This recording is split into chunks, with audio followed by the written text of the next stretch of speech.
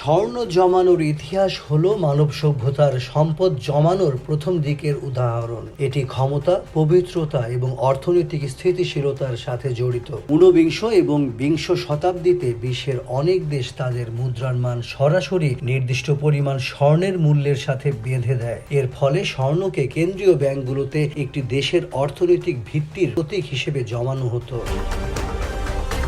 মার্কিন যুক্তরাষ্ট্রের new হ্যাম্পশায়ারের Bretton Woods নামক স্থানে 1944 সালের ব্রেটন উডস চুক্তি এর মাধ্যমে মার্কিন ডলারকে স্বর্ণের বিপরীতে নির্দিষ্ট মূল্যে স্থির করা হয়। 44টি দেশের প্রতিনিধিরা এই সম্মেলনে যোগ দেয়। এর লক্ষ্য ছিল দ্বিতীয় বিশ্বযুদ্ধের পরে আন্তর্জাতিক অর্থনৈতিক সহযোগিতা এবং পুনর্গঠনের জন্য একটি কাঠামো তৈরি করা এবং অন্যান্য দেশের মুদ্রা ডলারের সাথেও মূল্য স্থির করা হয়। এর ফলে ডলার বৈশ্বিক রিজার্ভ মুদ্রা হয়ে ওঠে এবং বিশ্বের বিভিন্ন কেন্দ্রীয় ব্যাংক প্রচুর পরিমাণে ডলারের পাশাপাশি স্বর্ণ জমা রাখতে শুরু করে।